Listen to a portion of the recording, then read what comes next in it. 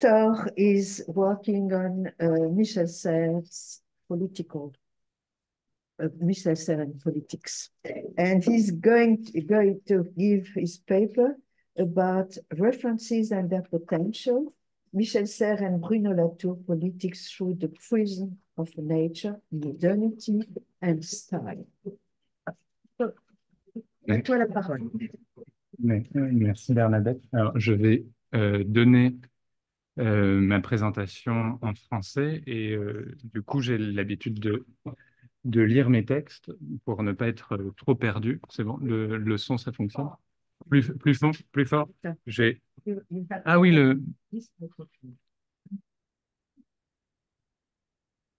Ok. Donc là, c'est bon comme ça, c'est mieux? Très bien. Donc, je vais essayer de lire lentement pour, comme ça, faciliter la compréhension et voilà, pour éviter les difficultés de langue. Alors, je commence. Il est une difficulté d'autant plus forte qu'elle revêt l'apparence rassurante d'une évidence, celle d'une continuité logique ou stratégique ou caractérisée par une quelconque autre forme entre l'entreprise de Michel Serres avec le contrat naturel et celle de Bruno Latour avec politique de la nature. De ce présupposé, il existe de nombreuses variations. La répartition des tâches intellectuelles en est une. À Serres, le lourd travail métaphysique, à Latour, la limpide réflexion pratique. Ou encore, comme c'est plus souvent le cas, Serres est mentionné en passant, il aurait eu une idée, encore relativement confuse, que Latour va recueillir et dont il saura extraire tout le suc, d'où les plus longs développements à son sujet. Il est aisé de reconnaître ici la fable du vieux maître et du brillant disciple, le second dépassant le premier.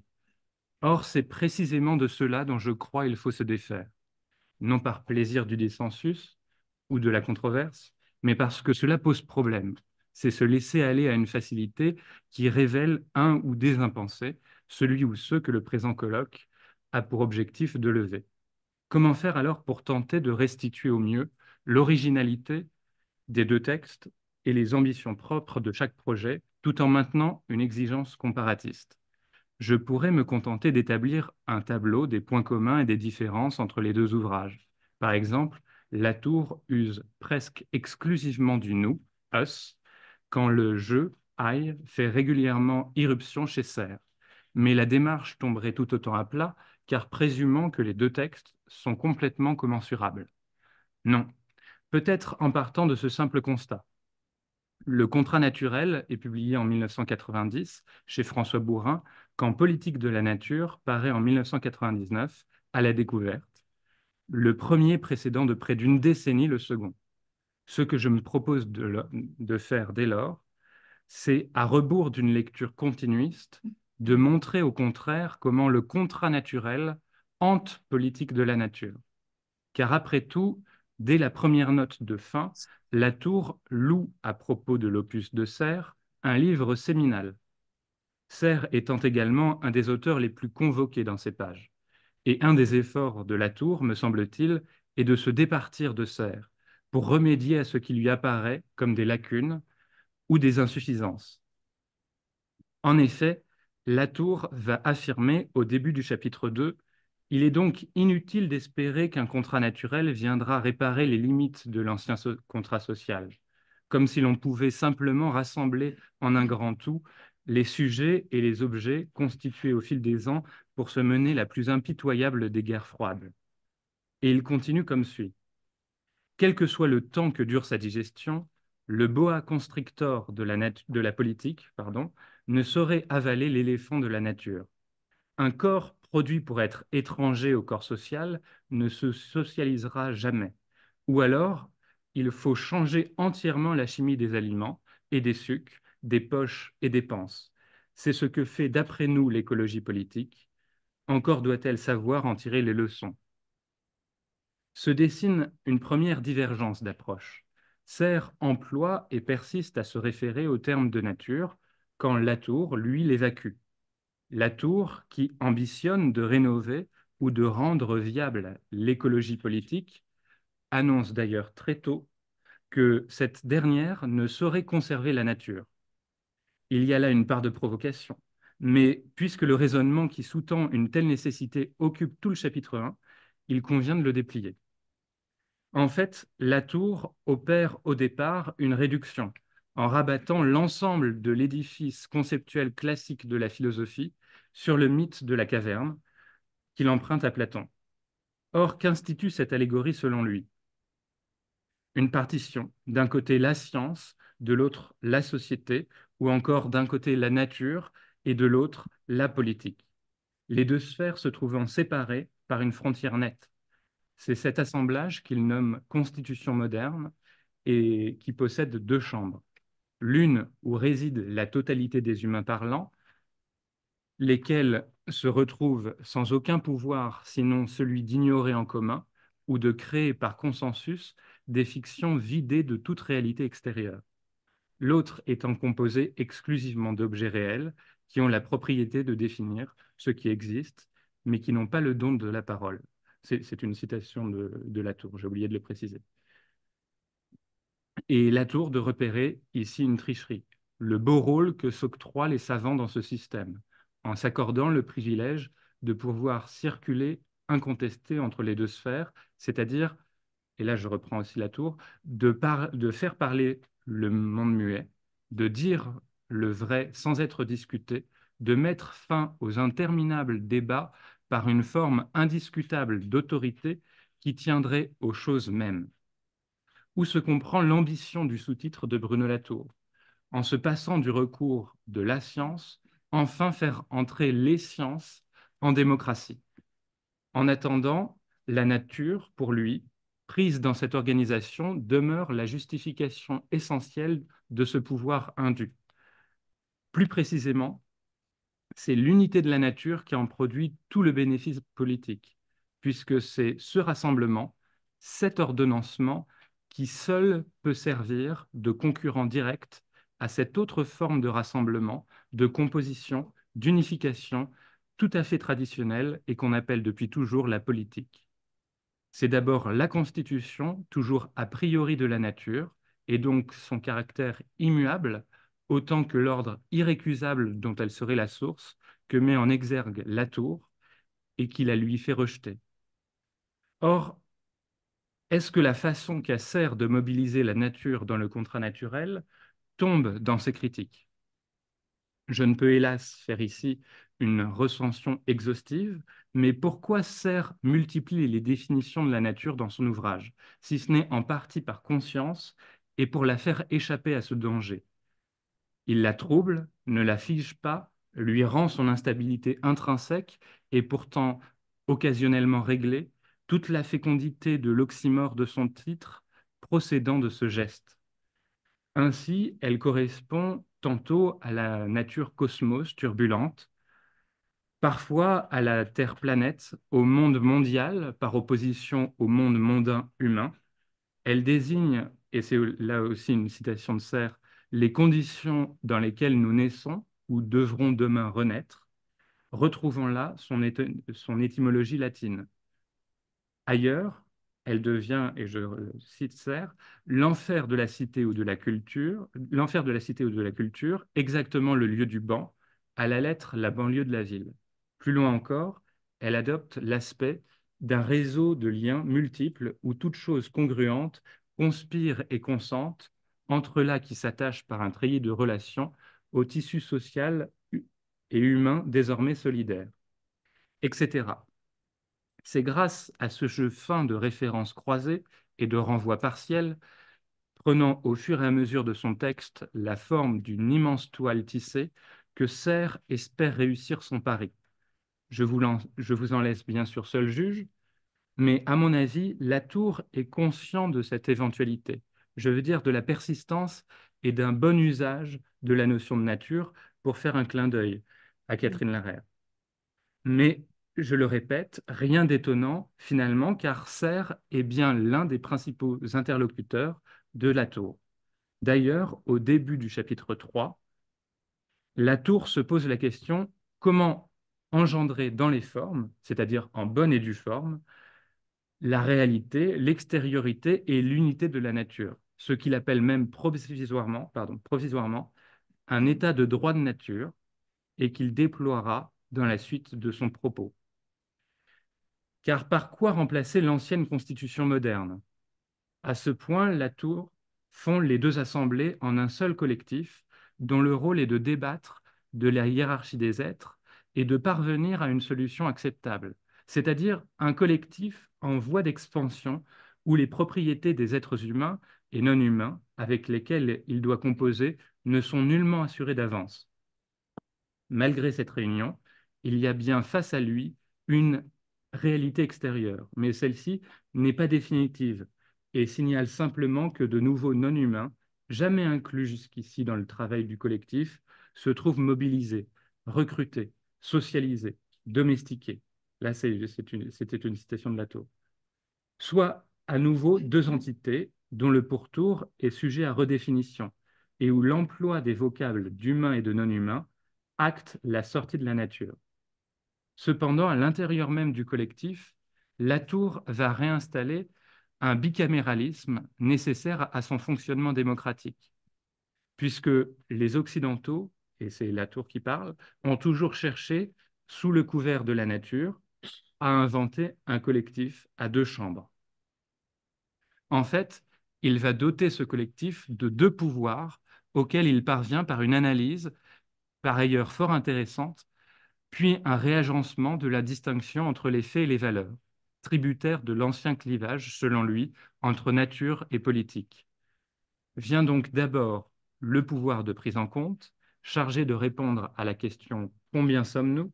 et qui regroupe l'exigence de perplexité, anciennement contenue dans la notion de fait, et celle de consultation, détachée de la notion de valeur. Arrive ensuite le pouvoir d'ordonnancement qui a la lourde et grave tâche de répondre à l'interrogation «Pouvons-nous vivre ensemble?» et qui rassemble l'exigence de hiérarchisation contenue dans la notion de valeur et celle d'institution détachée de la notion de fait. Je le résume rapidement, mais tout ceci occupe l'entièreté du chapitre 3 de Politique de la nature. Le chapitre 4, quant à lui, explore les modalités pratiques de ce nouvel appareil institutionnel en explorant la répartition des rôles entre plusieurs corps de métier, scientifiques et politiques donc, mais aussi économistes et moralistes. Et si cela paraît trop statique, Latour va ajouter lors du chapitre 5, aux deux premiers pouvoirs déjà mentionnés, un troisième, le pouvoir de suivi, auprès duquel les résultats et bilans des expériences collectives menées par le collectif vont jouer un rôle cardinal afin de dynamiser l'ensemble. C'est cela, grosso modo, l'architecture de ce qu'on pourrait appeler la constitution amoderne de Bruno Latour.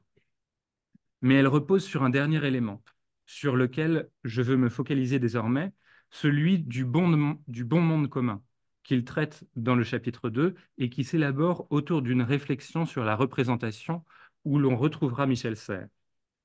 Il est admis et même démontrable qu'il existe chez Latour une critique de la représentation, des représentations sociales auxquelles les êtres humains seraient condamnés.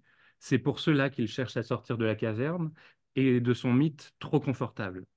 Il y a toujours quelque chose de la réalité qui affleure dans ou entre le tissu des mots, du langage. Et les sciences ont cette grandeur-là, de stabiliser et de donner voix, grâce à un certain nombre de critères et par des efforts importants, à ce qui existe parmi le monde en dehors des êtres humains, les non-humains donc. Or, Latour va ici nouer les présupposés, oui, pardon. Or, Latour va ici nouer les présupposés différemment, car il va s'agir de prendre en charge, je cite, le double problème de la représentation que l'ancienne Constitution obligeait à traiter séparément.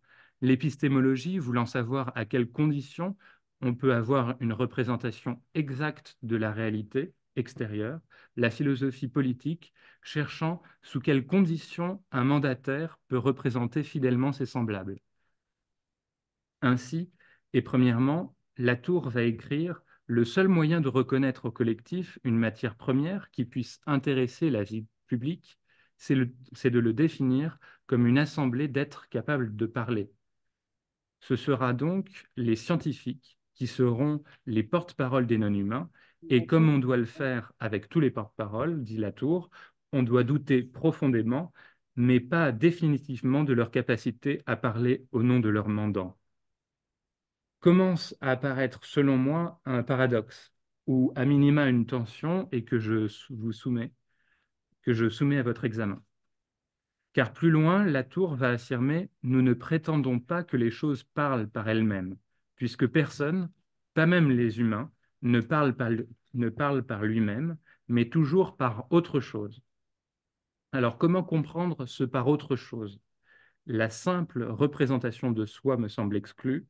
S'agit-il alors de la représentation politique, ou bien du fait que, d'une certaine manière, lorsqu'on parle, on parle toujours d'autre chose que de soi, donc pas vraiment par soi?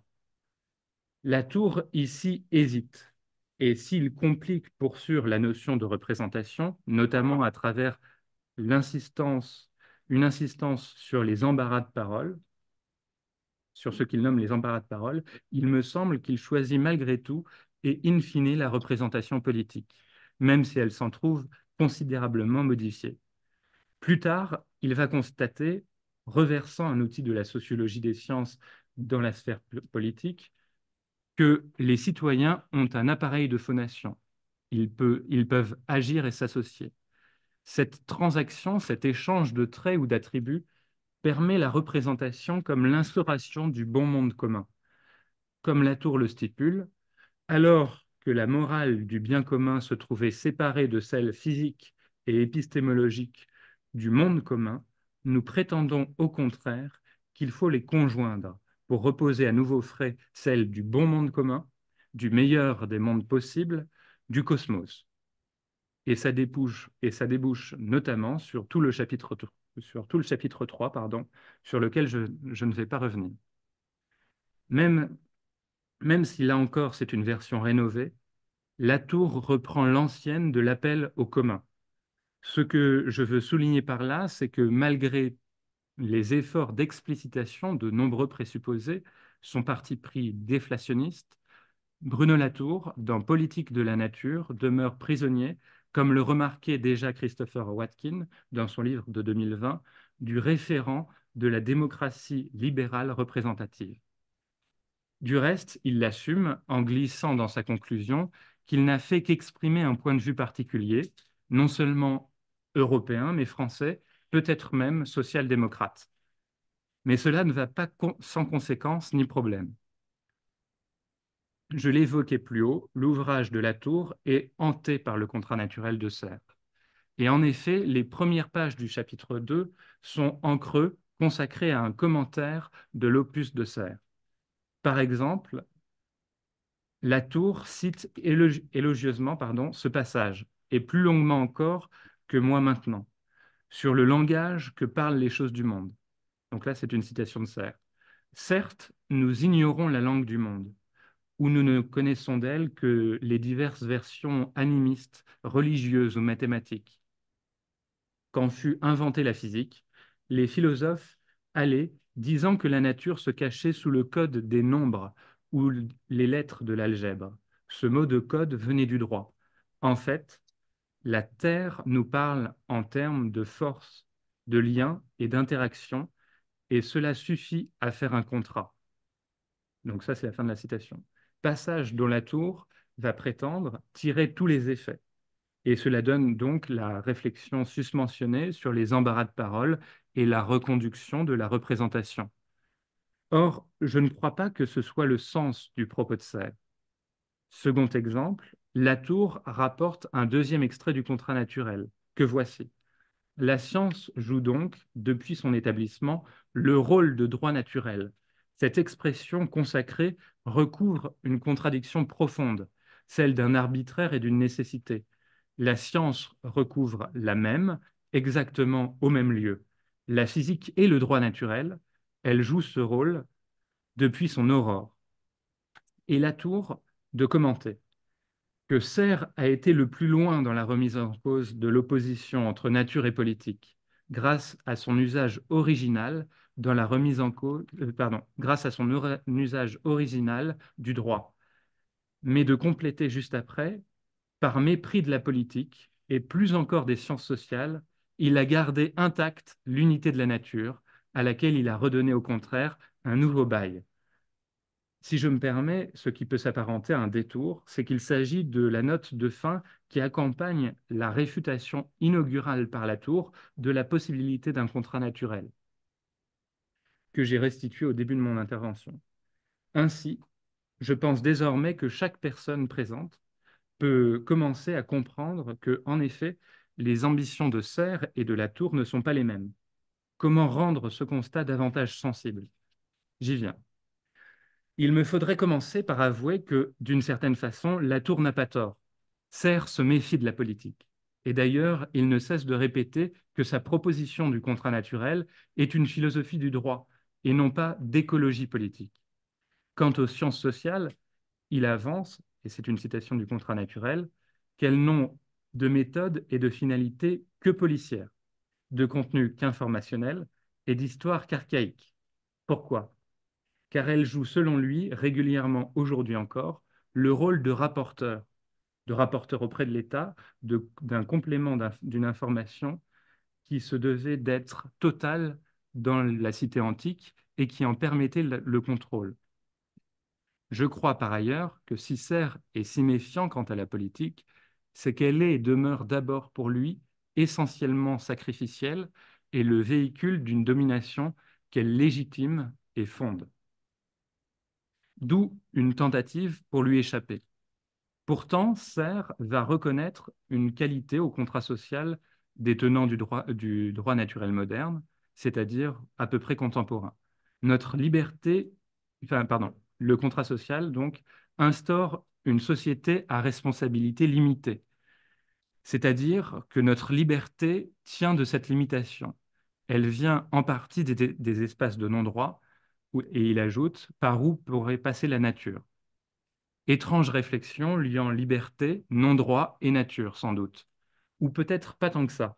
S'il voit malgré tout un progrès dans cette situation, il faudrait encore dire que là où la Tour reconduit une logique du gouvernement, Serre, lui, la conteste dans un geste anarchiste ou du moins anarchisant. Ce n'est pas qu'il n'y a pas de gouvernement, mais qu'il n'est pas possible, qu'il échoue toujours d'une manière ou d'une autre dans ses prétentions, qu'il existe, pour faire écho à une expression, à un concept de Catherine Malabou, du non gouvernable. De là, le statut beaucoup plus ambivalent du commun chez Serre. Ce n'est pas qu'il n'y a pas de commun. Après tout, le terme emblème de sa philosophie, celui de communication, le répète. Mais il est toujours problématique. Pour aller très vite, quels sont les deux axiomes de la philosophie de Serre? Que tout communique, mais pas n'importe comment. Afin de mieux le comprendre, je vais brièvement passer par son livre sur Lucrèce, en anglais The Birth of Physics. Dans sa réinterprétation du clinamen, dans le cadre d'une mécanique des fluides, il va constater tout coule à travers tout, mais non pas de n'importe quelle manière. Il y a des conditions pour le passage du local au global. D'où cette conclusion décisive que rappelle David Webb dans sa préface. Euh, la théorie des flux et voies est générale, mais sans cesse en écart de généralité. Tout coule à travers tout, mais tout ne coule pas à travers tout. S'esquisse le transcendantal objectif, mais revisité par rapport à celui de Hermès II l'interférence, car davantage concret, celui des choses mêmes. D'ailleurs, dans son Lucrèce, l'intention de Serre est bien de vouloir revenir aux choses. Dans le De Rerum Natura, pour la première fois, oui, dans le De Rerum Natura, pour la première fois, le monde est autonome. Il n'est pas suspendu à un commandement, il est autogéré. Ça, c'est une citation de Serre. Autrement dit, la nature s'autoproduit. Vous aurez reconnu là une critique de la représentation, un anti-représentationnalisme, mais bien différente de celle de la Tour. C'est clair soudain pourquoi, dans le contrat naturel, cette phrase conclut un paragraphe sur l'activité des sciences. Alors les choses, et là je cite, alors les choses quittent peu à peu le réseau de nos relations pour prendre certaines indépendances. La vérité exige que nous parlions d'elle comme si nous n'étions pas là. Le contrat scientifique, donc là, fin de la citation, le contrat scientifique possède ce génie, faire droit à l'étrangeté radicale des choses, dont la connaissance reste incomplète. C'est-à-dire, pour faire écho aux interventions de Bernadette Binceau de Vincent et Élie During hier, à leur part non socialisable, encore une fois, non gouvernable. L'existence des choses se passe de nous en un sens. Nous en sommes Nous n'en sommes pas la condition première. Serre redécouvre d'ailleurs chez Lucrèce, qui le naturalise et l'individualise, le principe de raison, qui signifie exister plutôt que, et sert de commenter ce qui est presque un pléonasme, puisque exister dénote une stabilité plus un écart à la position fixe. Exister plutôt que est un écart à l'équilibre, soit la manifestation précise du clinamen, raison supplémentaire de s'intéresser aux naissances, autre nom de la nature. Or, ce même principe de raison se retrouve à nouveau convoqué dans le contrat naturel. Il va en effet suggérer que nous pouvons rendre au monde, il va en effet suggérer que pouvons-nous rendre au monde qui nous donne le donné, c'est-à-dire la totalité du don. Que rendre à la nature qui nous donne la naissance et la vie? Réponse équilibrée, la totalité de notre essence, la raison elle-même. S'explique alors également sa critique du terme d'environnement qui suppose que nous autres hommes siégeons au centre d'un système de choses qui gravitent autour de nous, nombril de l'univers, maître et possesseur de la nature. En outre, dans son Lucrèce, la démonstration de Serre aboutit à un dernier retournement. Je cite. Loin qu'une convention politique soit projetée sur la nature, c'est au contraire la constitution naturelle qui rend compte, en dernière instance, de toute autre fédération. Et il conclut, ou je me trompe, ou c'est ça le matérialisme. Alors, on peut pardon, on peut interpréter ça, encore une fois, comme l'échec par avance de toute tentative de gouvernement, puisqu'il vient se greffer sur la nature, donc, dont la vérité est en quelque sorte anarchique et n'est ressaisissable que par le droit.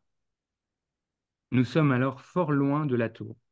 La tour veut congédier la nature, mais reconduit le gouvernement. Serre tente d'effectuer le geste inverse, me semble-t-il. Pour cela, il faut continuer à parler de nature, même si elle emprunte des traits très différents de celles immuables de la science classique. Mais est-ce si étonnant? En effet, dans le chapitre que la Tour consacre à Serre, The Enlightenment Without the Critique, en 1988, s'il fait plusieurs fois référence à l'ouvrage de Serre sur Lucrèce, le mot de nature n'apparaît qu'une seule fois, et c'est pour désigner la fameuse revue scientifique. Cette divergence explique peut-être aussi le ton des échanges dans Éclaircissement, Conversations, et notamment l'agacement de Serre lorsque, dans le 4e entretien, il s'agit de la section Ne plus refaire le geste de la révolution copernicienne, Latour essaie de qualifier son travail d'amoderne. En fin de compte, si Bruno Latour, avec Politique de la nature, investit complètement l'écologie politique, lui donne un squelette, quelle serait l'approche de Michel Serres dans le contrat naturel, comme ailleurs?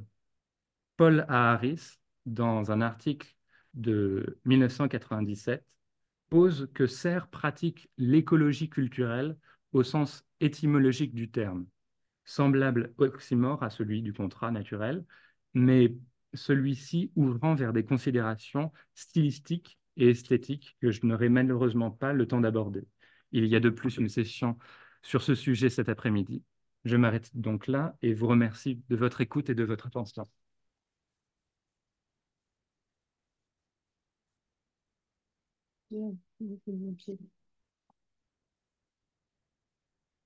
Et plus de son.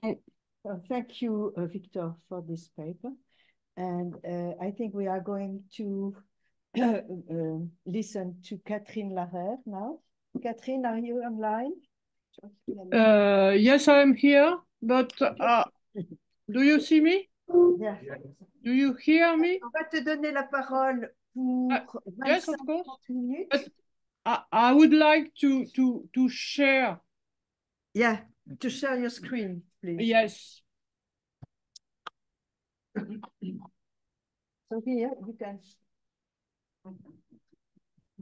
Alors, je te présente pendant que tu fais ça. Donc, Catherine Larère, professeure émérite à l'Université Paris 1 Panthéon-Sorbonne, a publié beaucoup d'ouvrages et d'articles. Elle a été pionnière en France de la philosophie écologique ou environnementaliste. Et à partir d'une lecture de Montesquieu et du XVIIIe siècle, ce qui est vraiment l'originalité de son approche, ainsi qu'en collaboration avec Raphaël Larère, qui lui est sociologue agronome, et ils ont produit beaucoup d'ouvrages, notamment du bon usage de la nature, ainsi que d'autres ouvrages. Et Catherine a également, au cours des dernières années, beaucoup contribué au développement des Anthropocene Studies in France et a créé auprès de ses étudiants donc toute une sorte d'école de philosophie environnementaliste en France qui s'affirme très importante avec une branche vers l'écoféminisme. Voilà. Should I say that in English? Do you hear me? No? On t'entend pas très bien. Si tu peux parler plus fort. I cannot speak. Do you see my PowerPoint? We see the PowerPoint. Okay. And do you hear me now? Yeah. Not very well. Not very well.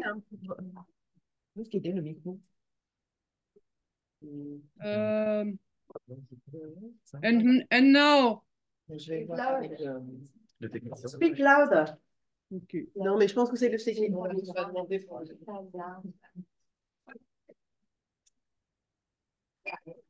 And I don't hear you.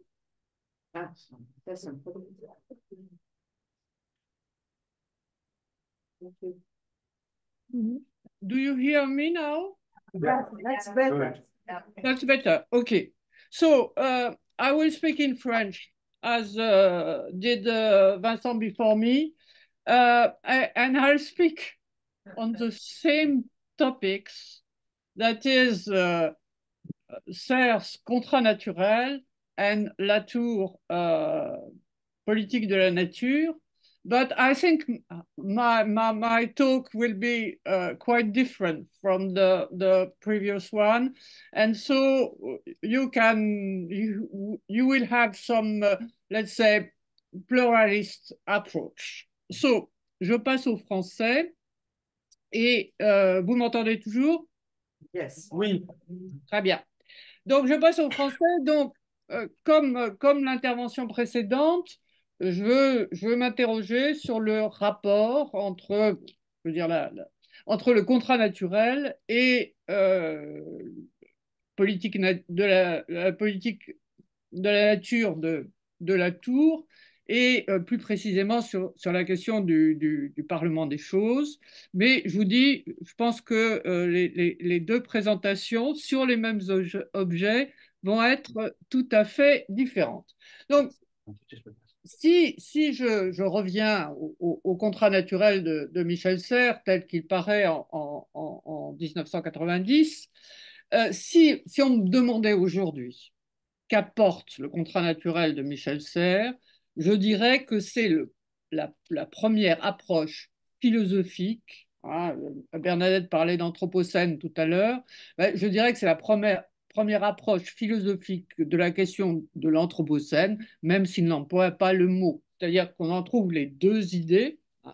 L'idée, et c'est présenté de façon assez poétique dans le contrat naturel, l'idée que l'humanité est devenue une force géologique qui transforme les grands processus naturels, qui infléchit les grands processus naturels, et puis l'idée aussi que Dipesh Chakrabarty développera dans l'article Climate of History qu'il publie en 2009, hein, l'idée de la fin de la séparation entre histoire humaine et histoire de la nature, où, comme l'écrit Michel Serres dans Le Contrat naturel, l'histoire globale entre dans la nature globale entre dans l'histoire. Voilà de l'inédit en philosophie, disait Michel Serres. Bon, mais ce n'est pas du tout comme ça que le contrat naturel est reçu au moment où il paraît. Il est effectivement, si je reprends le terme, présenté comme un oxymore, hein, on ne passe pas de contrat avec la nature ne parle pas, la nature n'est pas un sujet, c'est un objet, etc. Et parmi les critiques, la plus systématique et la plus violente est celle que publie Luc Ferry 2 ans après, donc juste après le sommet de Rio, hein, le sommet de la Terre à Rio, Luc Ferry dans le Nouvel Ordre écologique, où il amalgame finalement sous la même étiquette de deep ecology ou d'écologie profonde, aussi bien effectivement Arne Naess, l'éthique environnementale américaine, Hans Jonas et Michel Serres, et tout ça c'est la même chose, et tout ça c'est, pour aller vite, ça conduit au fascisme. Parmi les réponses à Luc Ferry, il y en a une que j'ai retenue, et vous comprendrez facilement pourquoi, c'est l'article que Bruno Latour publie dans le numéro de l'hiver 93, donc c'est juste après l'apparition du livre de Luc Ferry, dans le numéro de 1993 de la revue Écologie politique, intitulé Attachement ou arrachement à la nature. Et donc, ce que je voudrais faire, c'est reprendre cet article de Latour pour voir dans la réponse qu'il fait à Ferry en défense de Serres, quels sont ses arguments, pour, dans un deuxième temps, montrer que de la façon dont il intervient, Latour, lisant Serres, transforme la question écologique, généralement vue comme la question de la relation entre l'homme et la nature, en une question de relation entre les sciences et la politique. Ce qui m'amènera dans un dernier temps, et l'intervention précédente me permettra d'aller très vite, hein, ce qui m'amènera dans un dernier temps à voir comment, à mon avis, il y a accord entre Latour et Serres sur ce rapport entre science et politique, sur la question du rapport entre science et politique, comment à partir de là, Latour développe sa propre position. Donc, reprenons rapidement les principaux arguments que retient Latour pour répondre à Ferry, critique de Serres. Alors, arrachement ou attachement, hein, j'ai même sur le PowerPoint où j'ai un peu essayé de mettre de l'anglais, j'ai repris le français parce que ça permet le jeu de mots sur arrachement ou attachement. Disons, l'argument de Ferry de l'arrachement, c'est l'argument classique de l'exception humaine, l'argument dualiste qui pose que les humains ne sont pleinement humains, n'accèdent au domaine de la culture et de la moralité qu'en s'arrachant à la nature, en mettant tout ce qui est nature derrière eux, à l'extérieur d'eux-mêmes. À cela, Latour répond par l'argument de l'attachement, mais il n'entend pas par ce mot ce qu'on entend souvent aujourd'hui, qui est le rapport affectif, hein, à la nature ou à la terre, une terre que nous aimons, vénérons, à laquelle nous sommes attachés sentimentalement. Non, c'est pas du tout ça, hein, c'est pas une affaire de sentiment, c'est une affaire de science. Et je reprends là la citation de Serres qui vient de vous être faite, hein, dans laquelle Serres dit la Terre, dans quel langage parle les choses du monde pour que nous puissions nous entendre avec elle par contrat. La Terre nous parle en termes de force, de lien et d'interaction, et cela suffit pour faire un contrat. Autrement dit, l'argument que Latour reprend chez Serre, ça n'est pas de dire il faut nous lier à la terre, il faut, comme on dit si souvent aujourd'hui, il faut nous lier à la terre, il faut revenir à la terre que nous avons quittée. Non, l'argument que Latour reprend chez Serre, c'est nous sommes déjà liés à la terre, car les sciences se développent, c'est un mode de lien à la terre. Et donc, troisième argument, dans la réponse à Ferry, dans l'objection que fait Ferry et que font tous enfin, qu'on retrouve dans toutes les critiques, pas seulement du contrat naturel, mais aussi bien de l'idée de donner des droits à la nature que l'idée de parler de la valeur intrinsèque, donc des éthiques environnementales. L'argument, c'est celui de l'autoréférence, c'est de dire la valeur est chose subjective, hein, et donc on ne peut pas sortir de soi-même, on ne peut pas donner une existence morale alors que c'est nous qui la donnons. Et à ça, Latour répond très simplement, mais c'est ce que les sciences font sans arrêt, hein. Elles font exister quelque chose en dehors de nous. Pourquoi est-ce que nous ne pourrions pas faire en morale, demande Latour, ce que nous savons si bien faire en épistémologie? Et donc, attachement ou arrachement, hein, c'est quoi la différence entre les deux?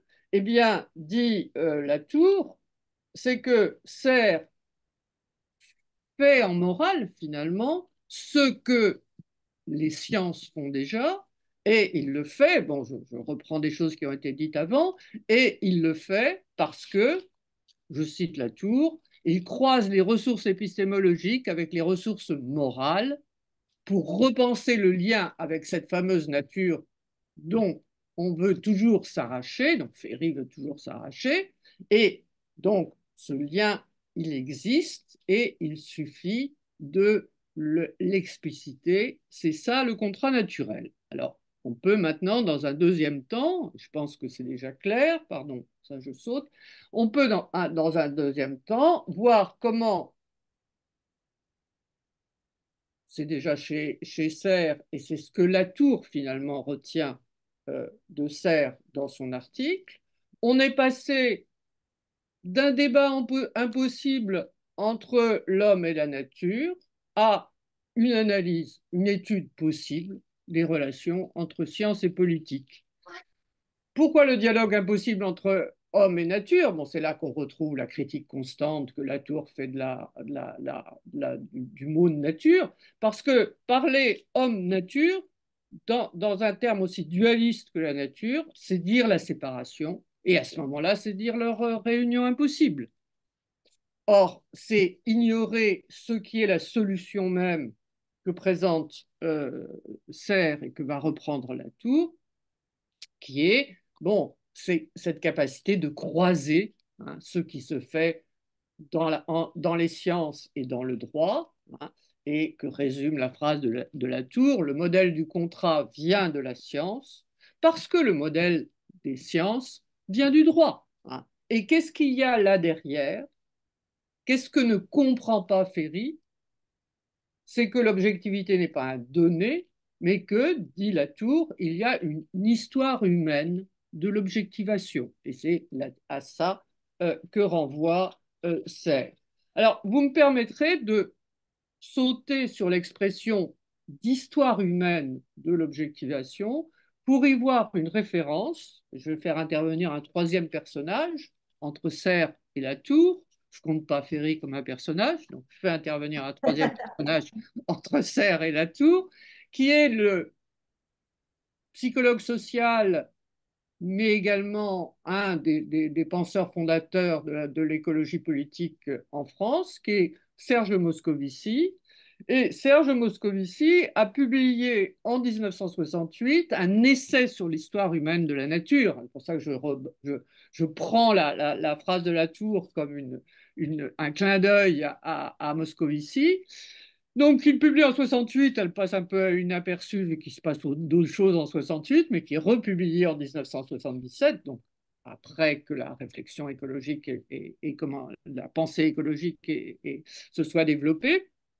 Et si je résume très rapidement le livre de Moscovici, cet essai sur l'histoire humaine de la nature est une histoire des sciences, finalement, où Moscovici annonce l'idée que finalement la révolution scientifique dont on parle toujours et à laquelle on va revenir, hein, Galilée, Newton, etc., que la révolution scientifique, elle n'est vraiment effective qu'au XIXe siècle, quand les sciences, la chimie, la physique deviennent capables de transformer le monde et le transforment réellement, et qu'à ce moment-là, ils produisent la nature. Hein, l'idée de Moscovici, c'est que la nature, c'est la matière plus l'homme, hein, que la nature n'est pas extérieure à l'homme, qu'elle est une coproduction de l'homme et de la nature, et que,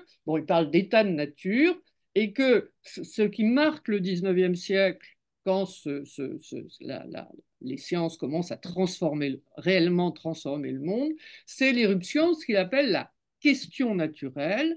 Et par question naturelle, il rend compte du fait que, eh bien, la transformation de la nature dont l'homme fait partie, souvenez-vous, fait que ben, ce qu'on appelle nature et les rapports humains se mélangent et que ça pose donc un problème pour dire, de gouvernement de la nature.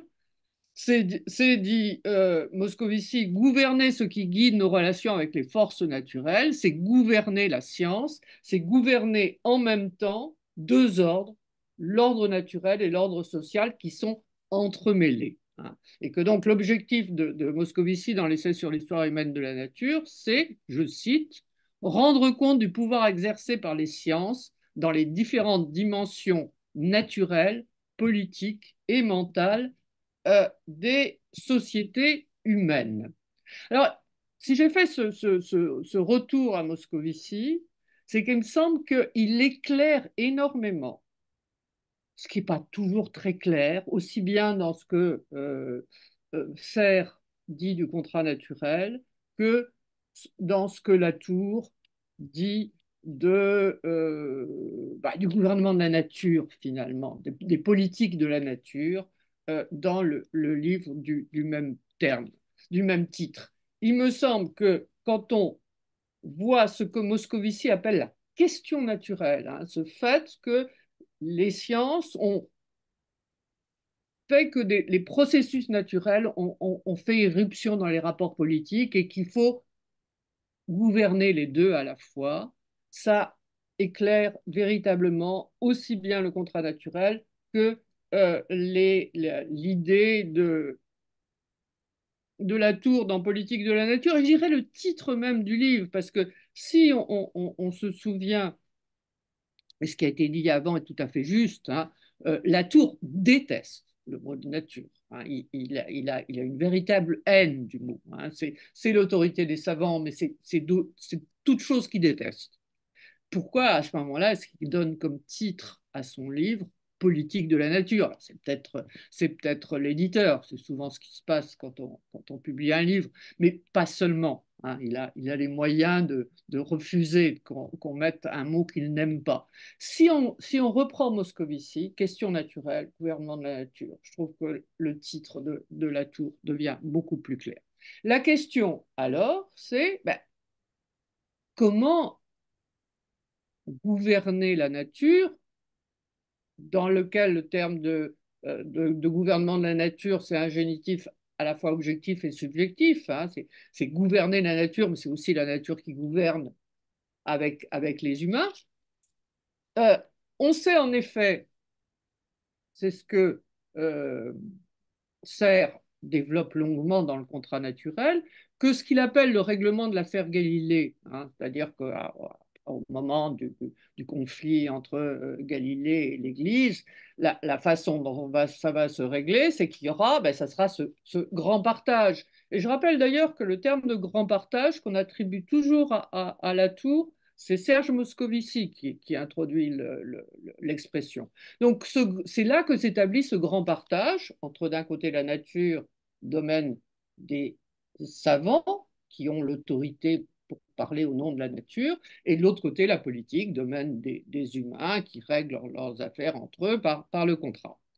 Or, ce que montre, et c'est pour ça que j'ai commencé en rappelant la nature globale entre dans l'histoire, l'histoire globale entre dans la nature, ben, c'est que ce règlement de l'affaire Galilée, il n'a plus de validité, il ne marche plus. Les deux, ce grand partage est faux. Et Latour est en train d'écrire au moment où il défend Serre, il vient de publier Nous n'avons jamais été modernes. Donc, si ça a pu avoir une apparence, le partage entre nature et société, ça n'a plus aucun sens. Les hybrides prolifèrent partout.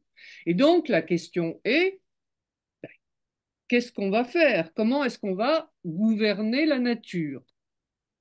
Alors, on peut donner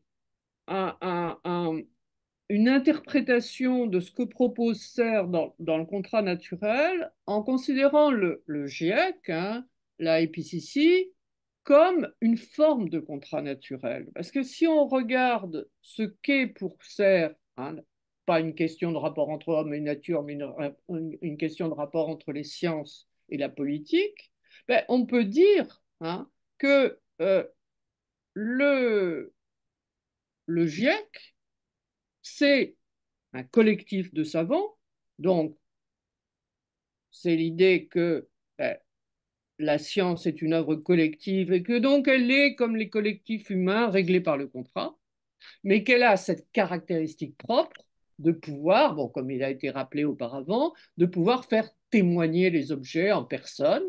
Et on peut dire, c'est ça, le GIEC, c'est ça, hein, c'est un collectif au niveau global où se place Serre de scientifiques et qui vont faire témoigner eh bien, les grands processus du changement climatique. Mais on peut se dire aussi que on reste finalement dans le partage, puisqu'il y a d'un côté les scientifiques et de l'autre côté les décideurs politiques, et que si on en vient à Latour, auquel je vais venir dans ma dernière partie, c'est justement ça que rejette Latour dans Politique de la nature, comme on vous l'a rappelé, hein. C'est l'idée de scientifiques qui trouveraient leur autorité, hein, dans leur position séparée dans le rapport à la nature. Donc, de ce point de vue-là, on peut dire à la fois que le GIEC est un bon exemple de contrat naturel. Le GIEC obtient avec Al Gore le prix Nobel de la paix en 2007. Ce n'est pas comme scientifiques qui sont couronnés, c'est comme ayant contribué à la paix, hein, et le contrat de Serre est là pour instituer la paix. Donc, bon, alors passons donc, dernier point, comment à partir de là, hein, euh, Latour développe sa propre position, et je crois que je vais là retrouver des points qui ont été présentés dans l'intervention précédente, peut-être un peu différemment.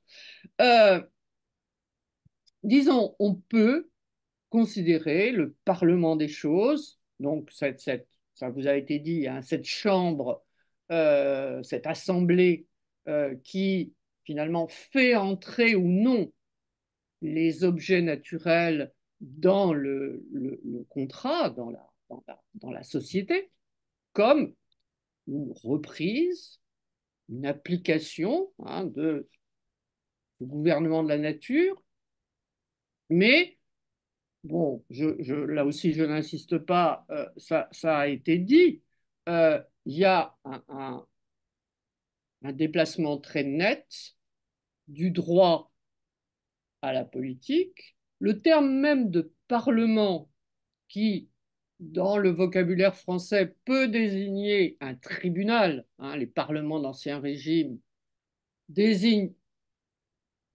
dans la politique de la nature une assemblée politique. Hein, donc on passe là aussi du juridique au politique. Et donc, bon, abandon du vocabulaire du contrat, formellement repoussé dans politique de la nature, pour, pour la démocratie. Et là encore, si on me demandait aujourd'hui qu'est-ce que politique de la nature, publié en 1999, apporte, quelle est la nouveauté philosophique de politique de la nature, c'est d'installer véritablement l'idée que ce que euh, Moscovici appelle la question naturelle ne peut être réglée que démocratiquement. Et ça, l'idée en 1999, elle est, je dirais, pour reprendre les mots de Serre, c'est de l'inédit en philosophie politique. Alors, au-delà, alors, je n'ai pas le temps, ne vous inquiétez pas, je ne vais pas développer tout ça, j'arrive à la fin, mais si on prend les grandes interventions en écologie politique, en philosophie politique, en théorie politique, de Latour, c'est-à-dire les conférences face à Gaïa en 2015, puis dont il va ensuite, si je peux dire, démultiplier les conséquences dans une série de textes, hein, ou atterrir comment s'orienter en politique en 2017. J'ai mis les titres en anglais à côté parce que les traductions sont très différentes. Où suis-je?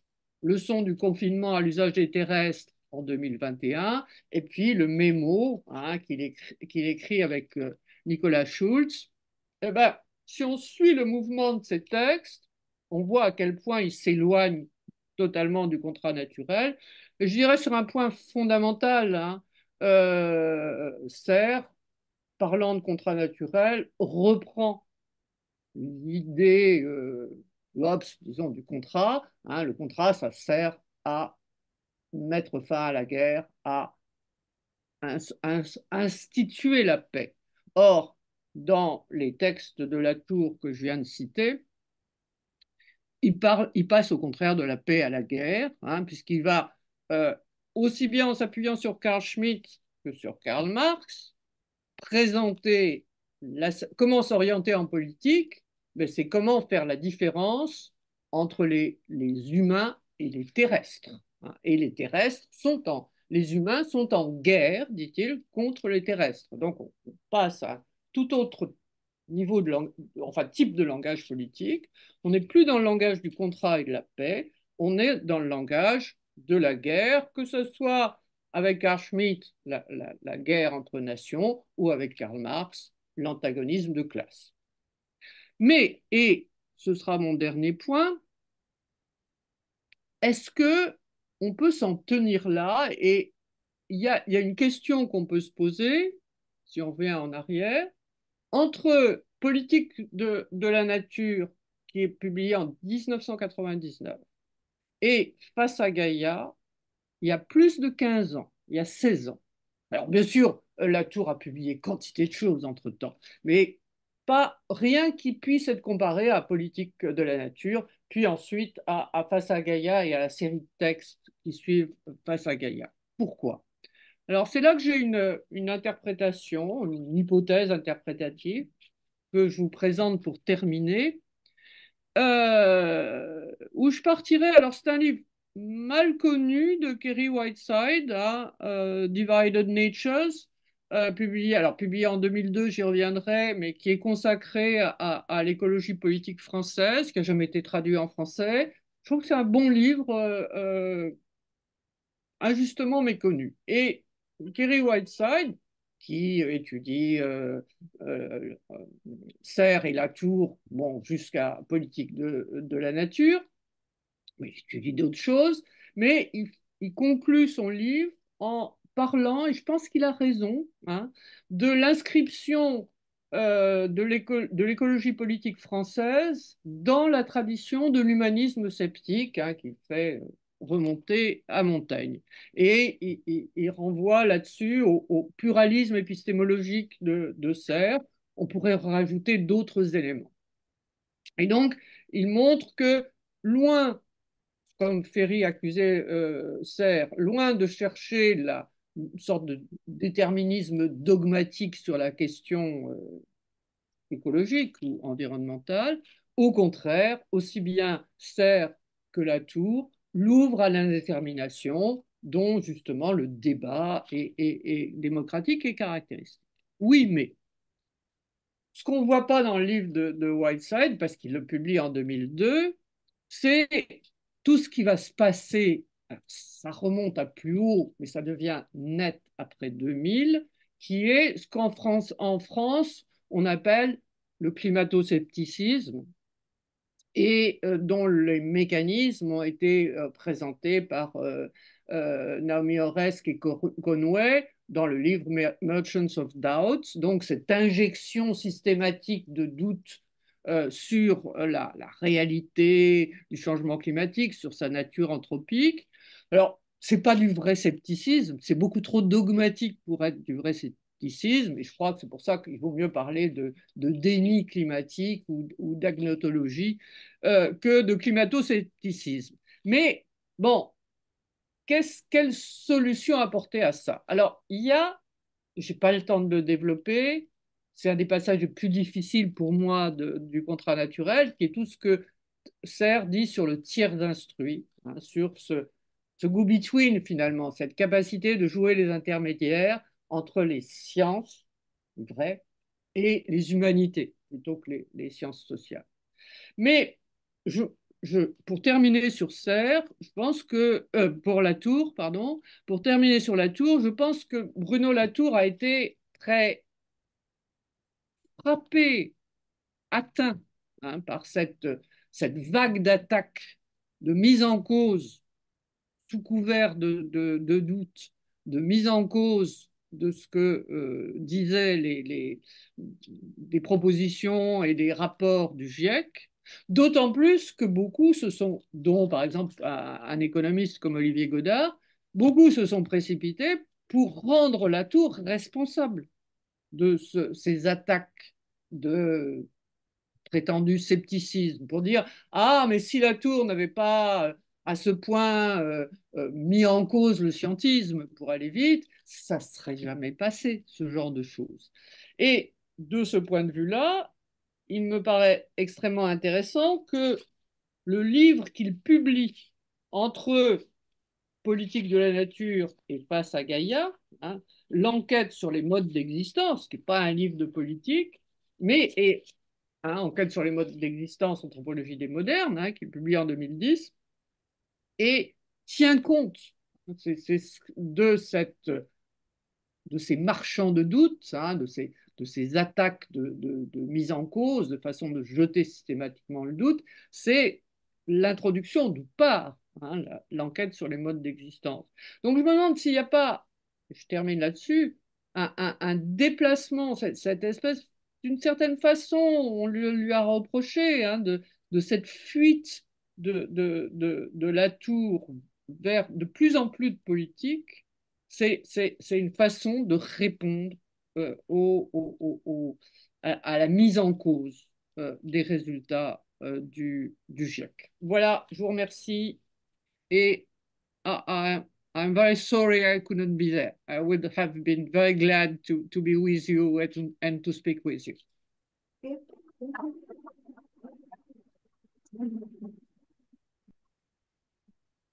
Merci Catherine. Tu restes en ligne, s'il te plaît. Oui. Il te met en mute de nouveau. Oui. Et on te redonnera la parole pour la discussion après, after David Webb presentation. So I don't know if I have to present David here in this assembly.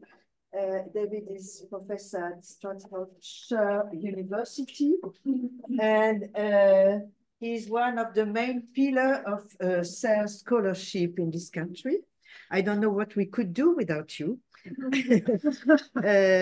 Not only for your fine analytical explanations of Serre's volumes, especially the birth of physics, but also for your intense activity in publication. So thank you. The floor is yours. Bernadette, thank you. It's very, very kind. Thank you for organizing this great conference. Thank you, Henriette, as well. I know how much these things take, so it's very much appreciated. Now, I was thinking really about how what I'm going to talk about came about, and one of the things that occurred to me is in writing things, either for publication or for occasions like this. Can you speak louder? Yes, I'm sorry. I was thinking about how it is that how I arrive at something to talk about in an occasion like this, or if I'm preparing something for publication. And it occurred to me that really it usually comes from teaching. And I've been teaching the work of Michel Serres for quite a long time now. And over the last few years, I've been involving Latour more and more, although I still feel that I'm a novice really in thinking about Latour. I still feel the same about Michel Serres, of course, but especially when it comes to Latour. But in teaching, I find that you're trying to explain things and talk to students about the things that interest you and the things you hope they will find interesting.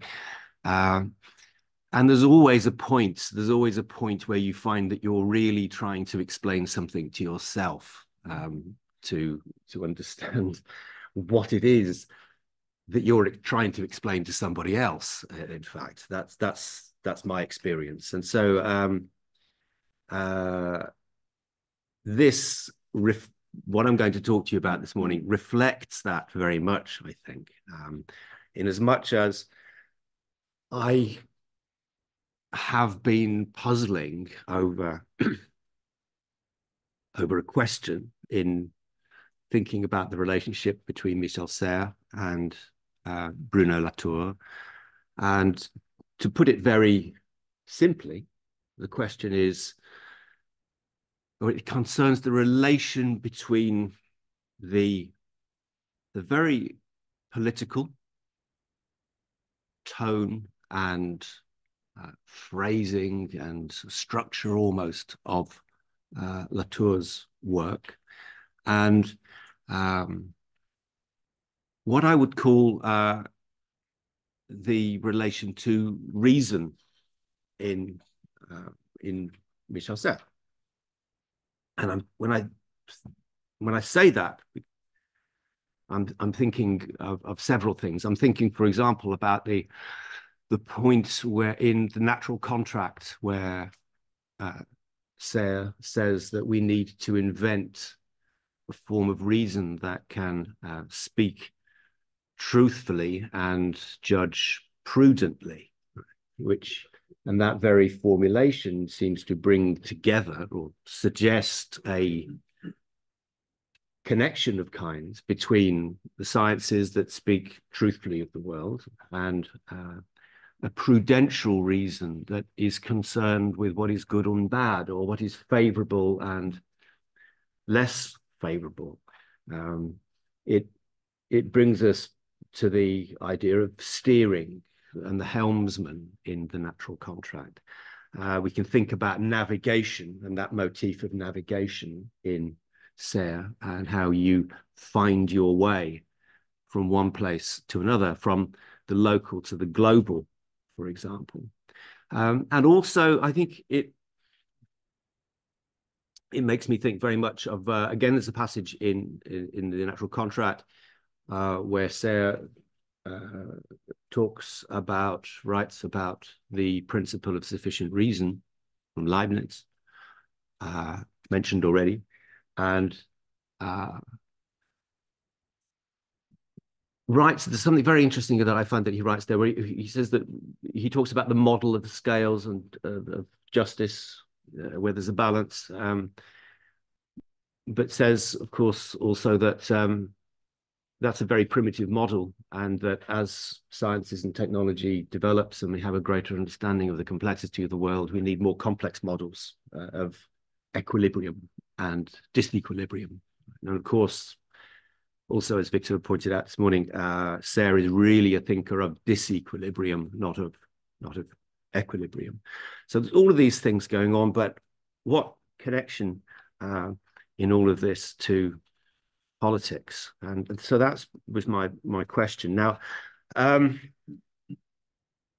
going to read something, if I may, but it's only quite short, so I don't have a presentation.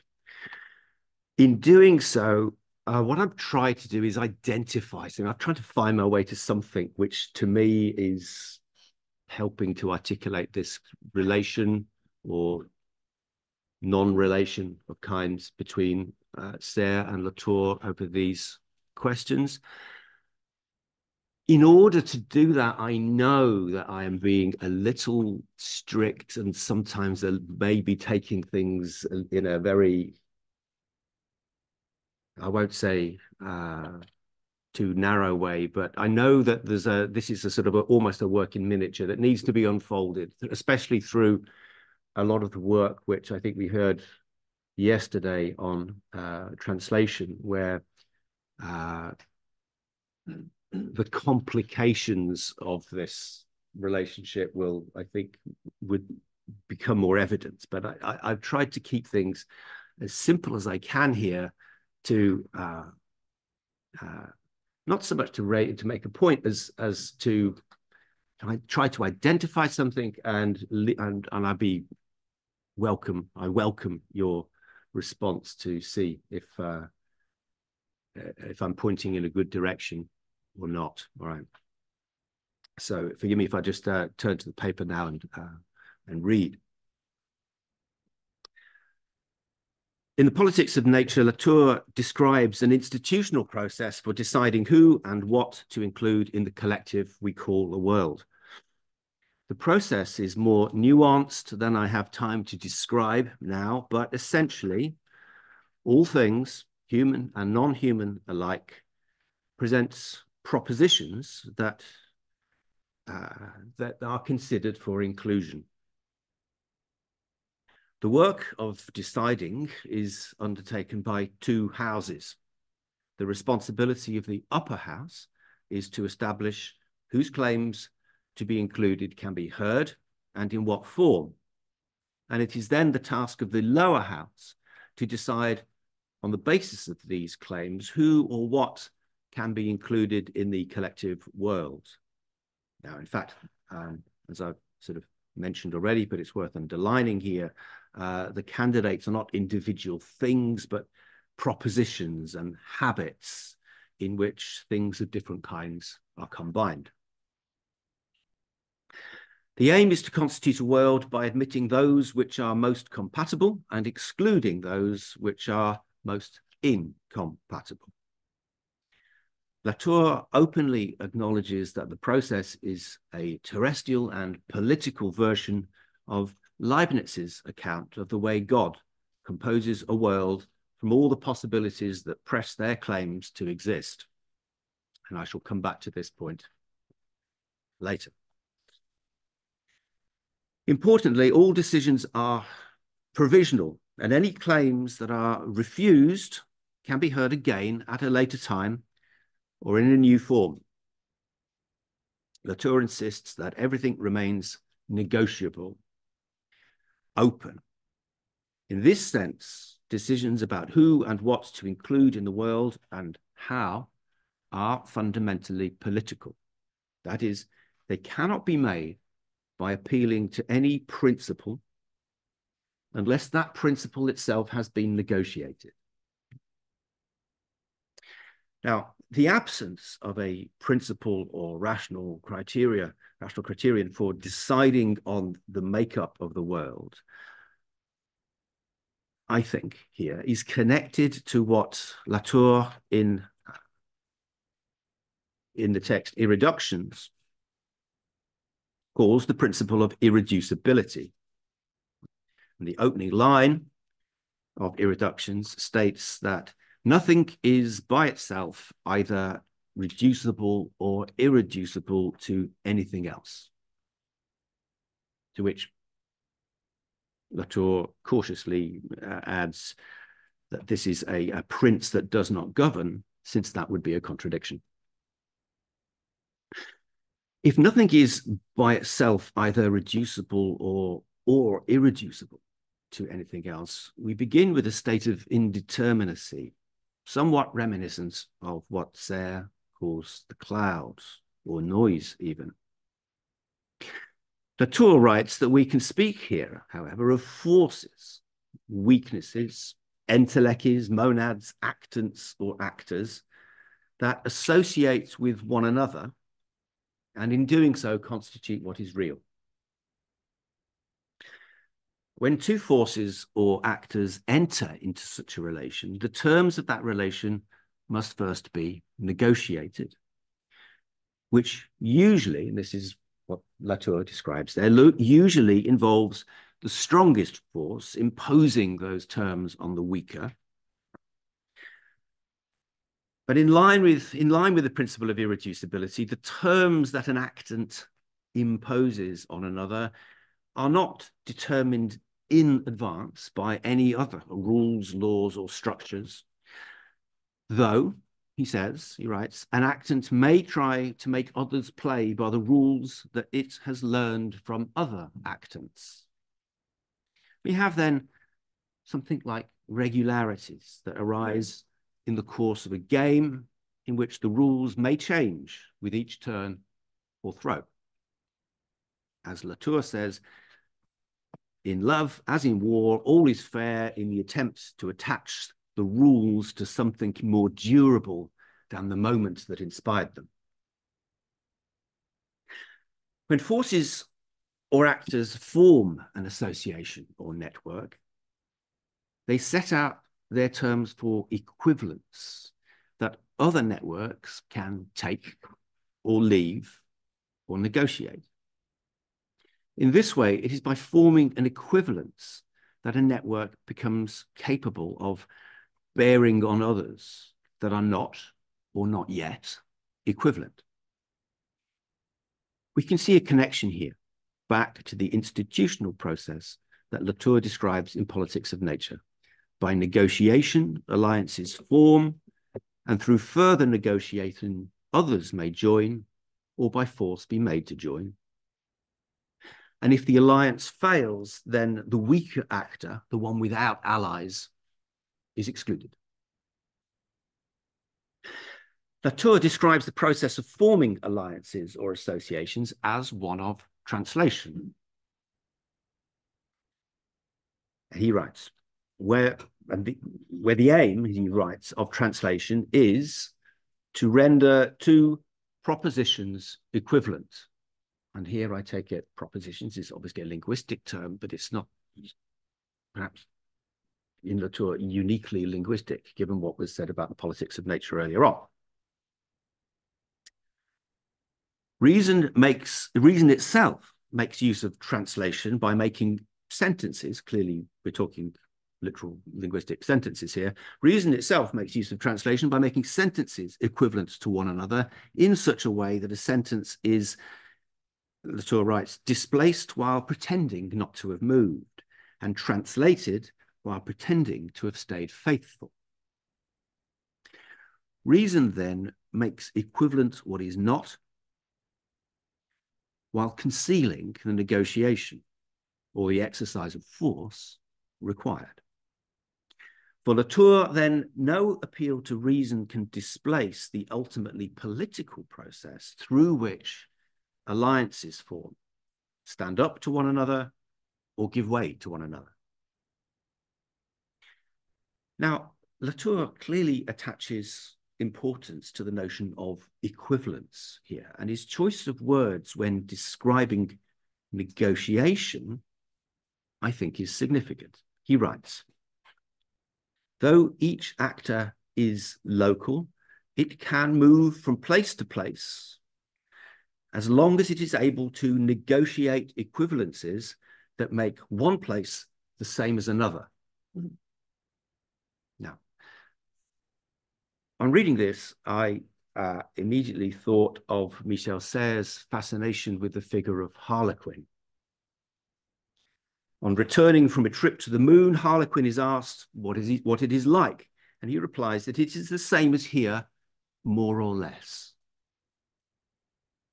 It's not that Harlequin has made the moon the same by traveling there, or not exactly. The more or less is crucial here. As for Serres, to move from one place to another involves a translation by virtue of which there is always at least a slight variation. Nowhere is exactly the same as anywhere else. Nothing is perfectly equivalent to anything else. There is no perfect equilibrium.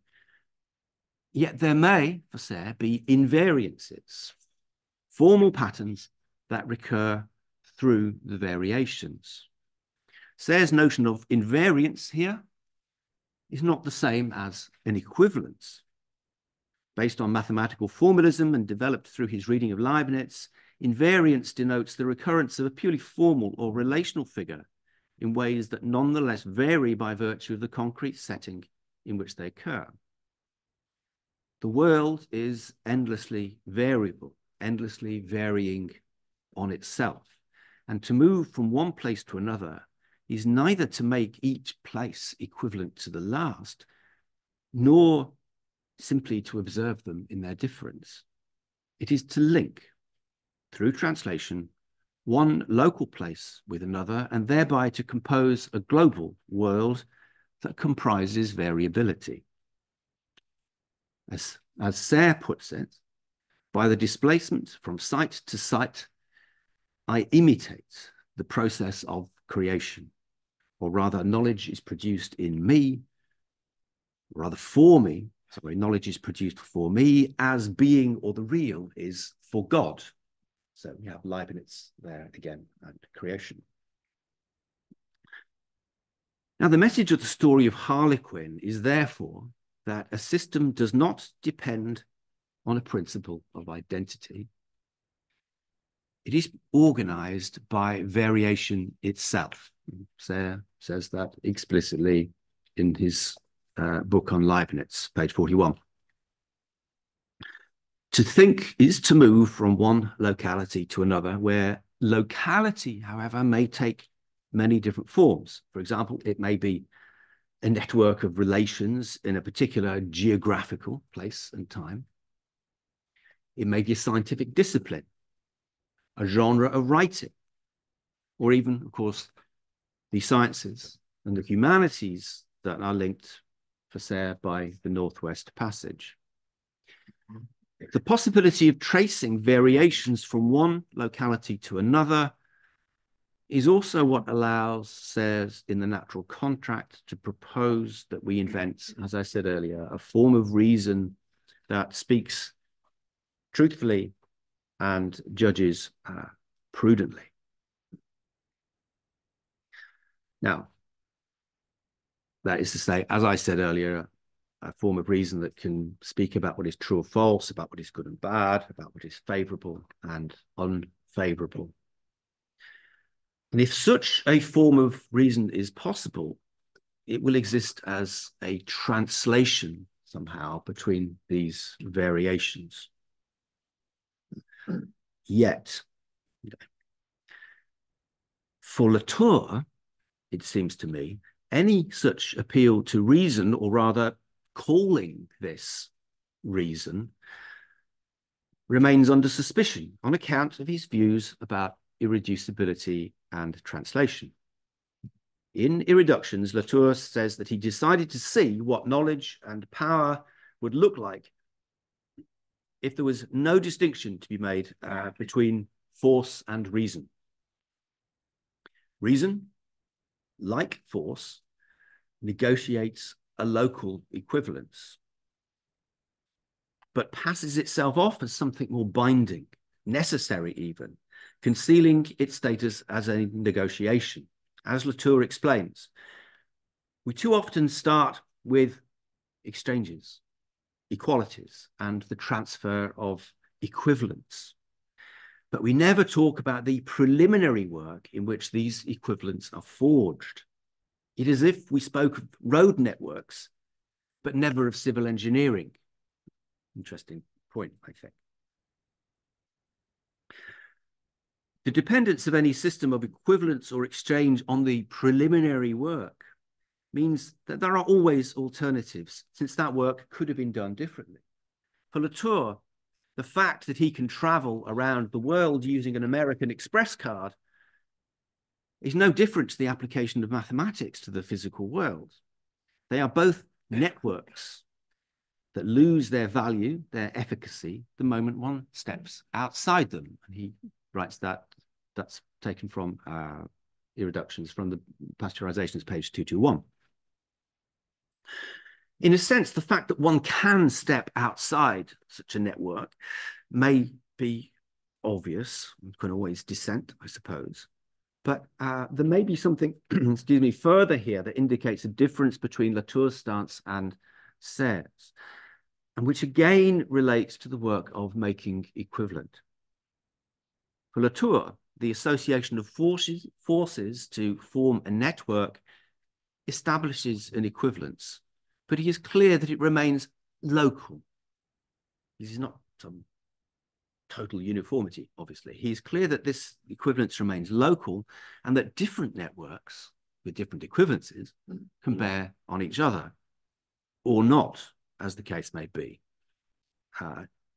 Here's a few lines from Latour. If we choose the principle of irreduction, we discover intertwined networks which sometimes join together but may interweave with each other without touching for centuries. There is enough room. There is empty space, lots of empty space. There is no longer an above and a below. Nothing can be placed in a hierarchy.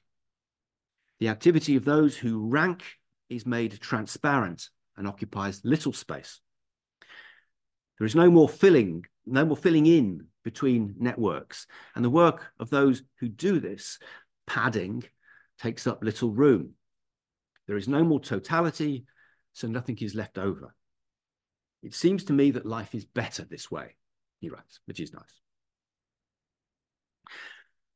It's because networks may be intertwined without touching that we can step outside of any given one into an empty space where there is not yet any hierarchy, rank or rank, nothing of what Latour takes to be the difficult, frequently important, but often wearisome work of building roads, reasons, systems of financial transactions, and all the things that go to make up, help to make up a world. The gaps, as he describes them here, ensure that there is no totality, as he says, which is to say, to think back to the Politics of Nature, that the world assembled by the lower house is provisional and always open to revision. What is left outside can come back later.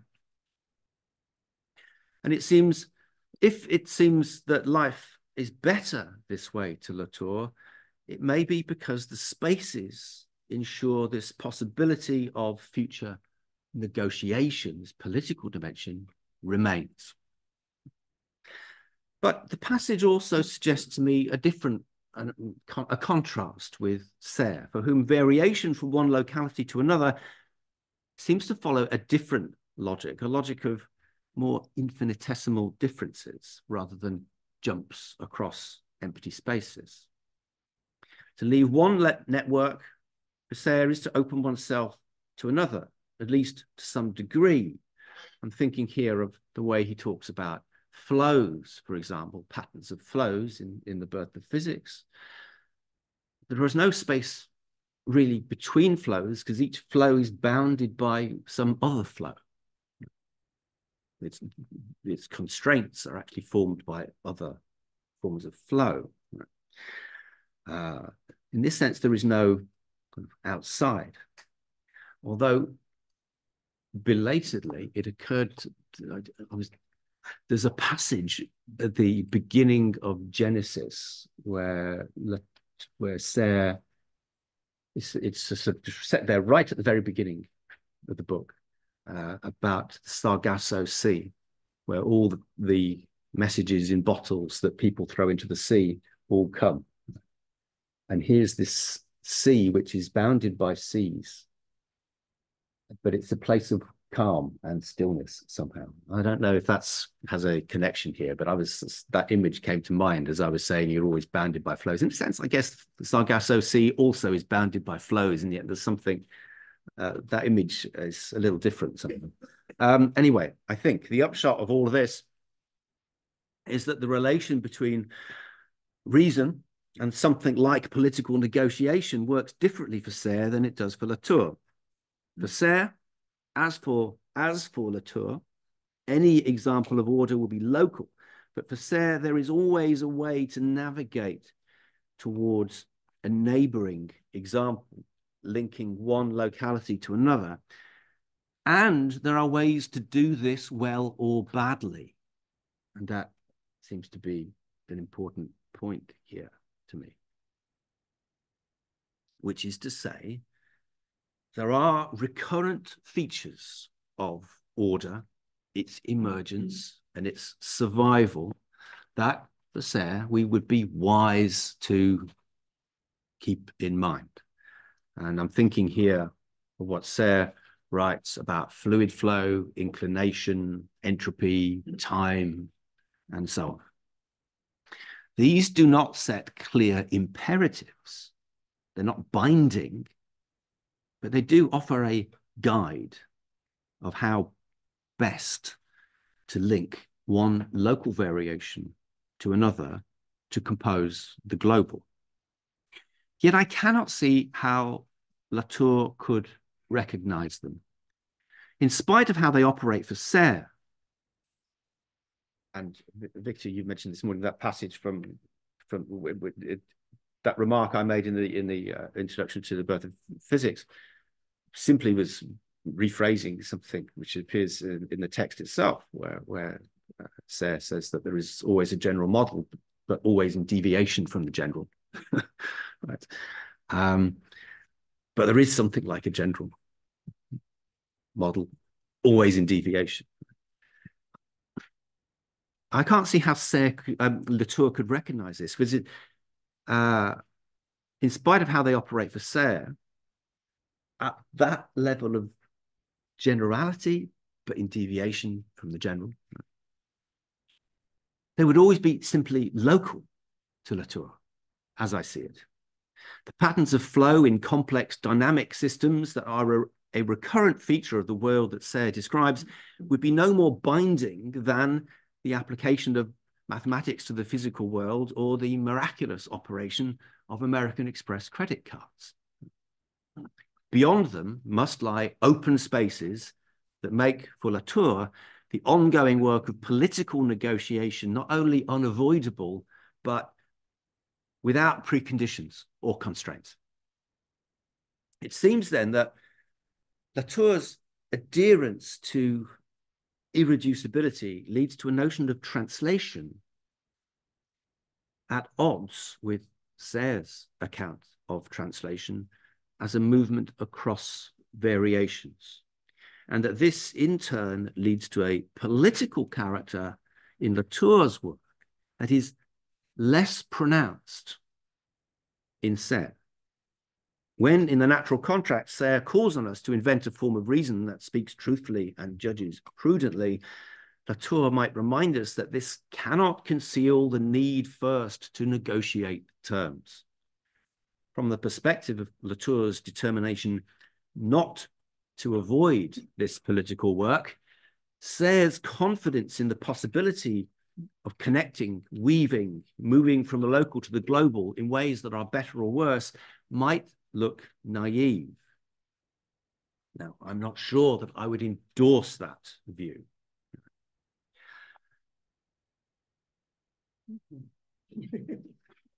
But I'm not sure I would endorse that view. Right?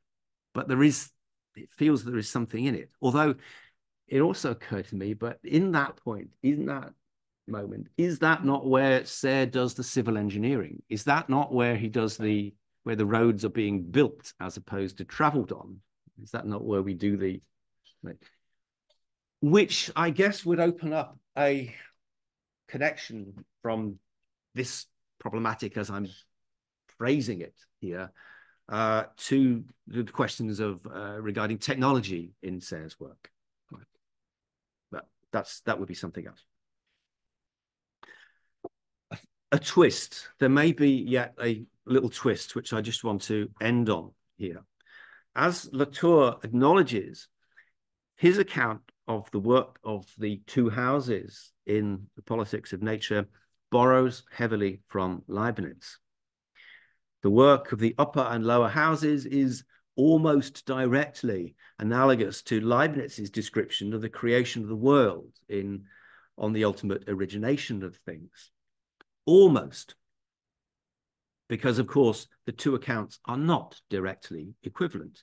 There are differences, which is to say, variations that arise at the very least by virtue of the fact that Leibniz is writing a theological text many centuries ago, and Latour is writing about political ecology now. Latour's description of the work of the two houses, one could say, is a translation from Leibniz, but one, as I see it, that conforms to Serre's account of translation, not his own, because there is not an equivalence here. In The Politics of Nature, Latour's account of the political process of making a world therefore appears to rely on a translation from Leibniz that his own principle of irreducibility should disqualify. Put that out there, see what you think. The Politics of Nature as a variation, translated and translatable. Sorry, I missed a line out here, a couple of lines out. Would it be too, yes, would it be too pedantic to insist on that point, right? That maybe there's a point of disqualification over that issue of translation here, that's an inconsistency. Would I be too pedantic to insist on that? Perhaps so. As I said at the beginning, I've been very quite at times sort of very narrow and almost literal in the reading from the text here to try to bring out something that could then be explored in more fuller and no doubt richer ways. So perhaps I am being too pedantic there, and there will be a lot more to say, but it may also be here another indication that Serre's understanding of reason can accommodate a process, perhaps a decision-making process, thinking here of the prudence involved, that Serre's understanding of reason can accommodate a decision-making process that Latour himself describes in his own way in The Politics of Nature, and that Latour's description can be a variation on what Serre himself presents. From the perspective of Serre's work, Latour's political version of Leibniz can be a variation alongside others, a thread in the tapestry of reason. But on his part, Latour's commitment to open political exchange seems to block this step by refusing the logic of variations as Serre presents it. For Serre, Latour, and I want to just put this in as, I'm putting this in as stronger terms as I dare, I suppose, at the end, just to open the discussion. For Serre, Latour can be an ally. His work is one variation among others which he can encompass. Linked without being equivalent. But for all the proximity between them, Latour may ultimately have to refuse an alliance with Serre, because Latour's notion of political negotiation may be incompatible with Serre's views on variation and reason. Okay. Thank you.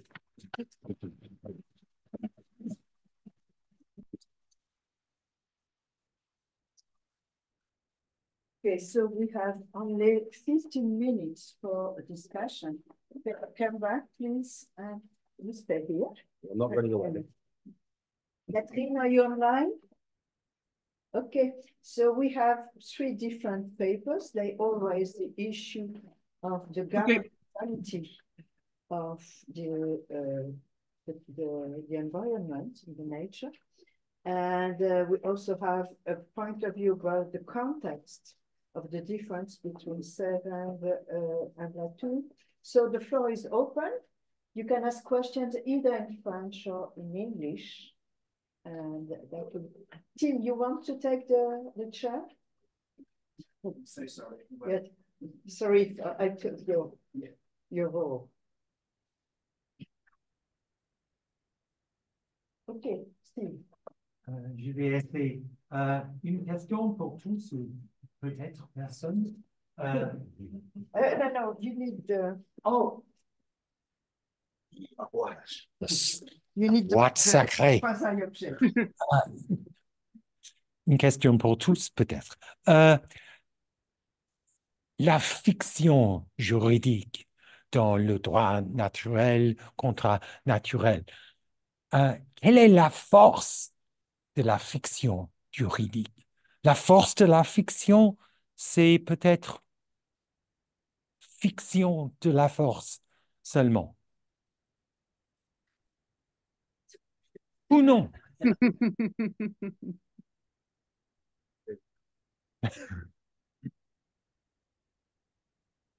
Who wants to answer first? Okay. Catherine wants to answer.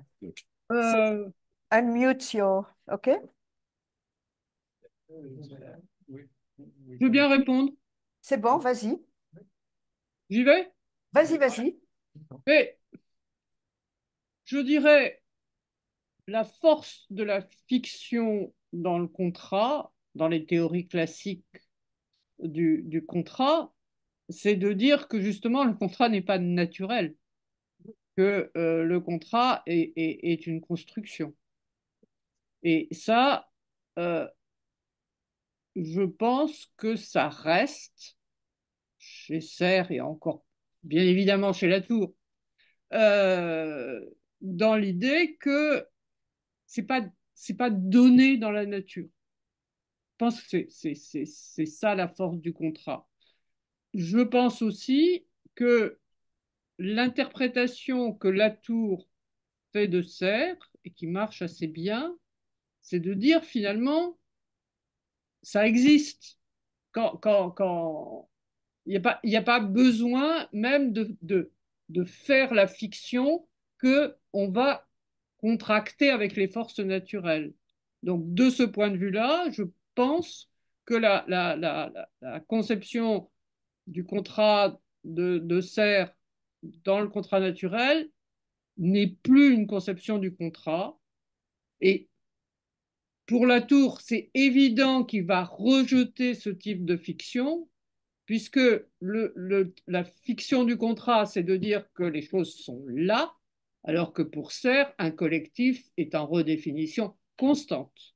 De ce point de vue-là, alors je ne dirais pas la fiction, je dirais la métaphore du contrat ne convient pas à la conception que Latour a du collectif. Ce n'est pas étonnant qu'il l'abandonne. If I am clear. Yeah. very clear. Yeah. What microphone should I use? This one?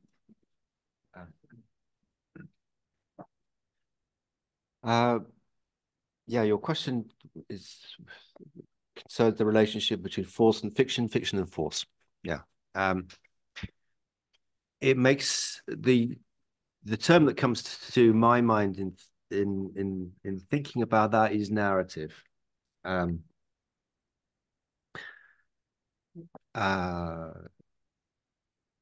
Serre himself, of course, is very interested in narrative, forms of narrative, and I think his interest in narrative has to do with the ways in which things are, events are linked. Right?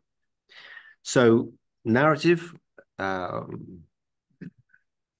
this may be a fictional narrative, but it includes regularities of sorts, how things follow one from another.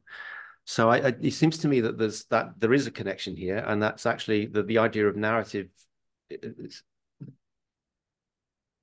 sits between or connects both terms there, really. And it's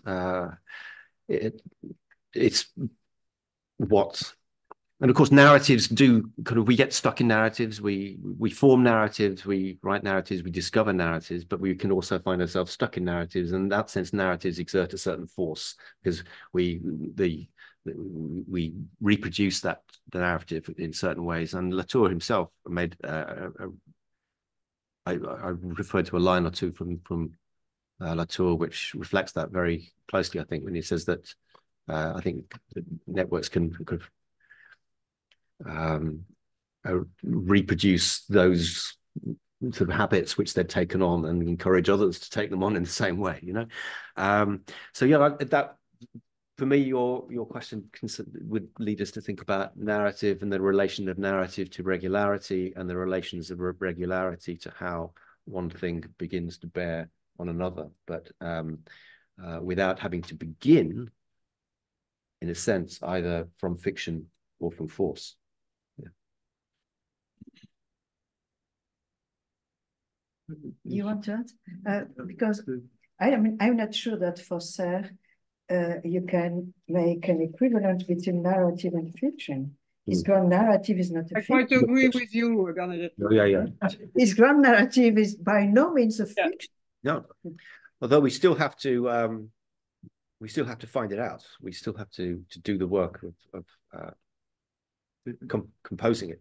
So we have to think our way through it. Yes. Yeah. Fiction, mais Fiction.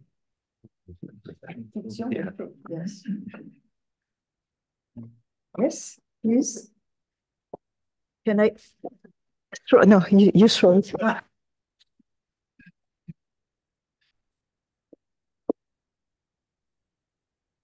Merci. Oui, merci. J'aurais une question justement pour Victor. D'abord, merci vraiment pour votre communication que j'ai trouvée d'une lucidité exceptionnelle, vraiment. Et, merci très chaleureusement. J'ai voulu enchaîner parce que c'est une question aussi en quelque sorte à propos de la fiction. Je vais citer cette phrase que vous avez citée, une phrase magnifique de Michel Serres, et qui est « La vérité exige que nous parlions d'elle, c'est-à-dire des choses, comme si nous n'étions pas là. » Alors, ma question, donc, je vais vous inviter à réfléchir un peu autour de ce « comme si », car si cette phrase me semble si magnifique, c'est qu'elle articule, qu'elle formule justement un impératif qu'il est finalement impossible d'observer parfaitement. Et donc là, il y aurait tout un développement au sujet de Kant et des idées régulatrices, mais que je ne vais pas relever. Mais ma question, c'est plutôt, comment voyez-vous donc les enjeux de cette ambivalence, de ce rapport entre impératif et impossibilité, impossibilité finale en quelque sorte, hein, d'observer cet impératif. Et est-ce qu'il y aurait un lien entre ce qui est donc les enjeux donc de cette phrase-là et l'existence finalement irréductible que vous avez évoquée du non gouvernable?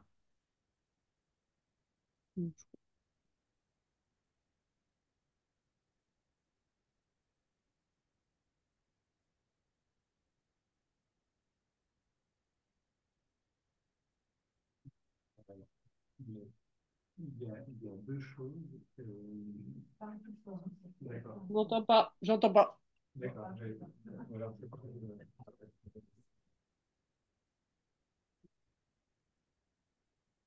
Merci. Donc, Je pense qu'il faut retourner à la thèse complémentaire de Serre où, où il expose ce qu'il appelle une sorte de retour de l'aristotélicisme avec l'hylomorphisme qu'il renouvelle et il y a enfin, et le transcendantal objectif, c'est finalement un- le, euh, peut-être la chose la plus décisive et compliquée, je pense, enfin, c'est une des choses les plus compliquées chez Serre à saisir parce que c'est une réintégration de, de, de l'appareil de connaissances dans le monde. Et du coup, à la fois, l'humanité ne se trouve plus séparée sur le point de vue de la connaissance euh, du monde dont il est censé parler, donc il ne cesse de le modifier et c'est pour ça que, enfin, c'est pour ça que la science exige une forme de rapport très, si ce n'est le plus inventif qui soit, parce que parce qu'elle exige un immense décalage pour rendre compte de choses qui, dont nous ne pouvons avoir qu'une connaissance que partielle. Je pense que la façon que Serre a, a de rendre compte de ça, c'est via l'utilisation de la structure et la façon dont il repère des isomorphismes, des modèles, et, mais ça ne définit jamais entièrement un objet. Du coup, il y a- c'est comme s'il y avait toujours plusieurs facettes et la, et d'une certaine façon, euh, si vous y ajoutez le pouvoir, vous perdez, j'ai l'impression, d'autant plus la compréhension précaire que vous pouvez avoir euh, du monde et des choses, en tout cas, dans la vue de Serre. Je ne sais pas si j'ai correctement répondu, mais voilà. David, you want to- No, I don't think I can add. Catherine, What is- Catherine, vas-y.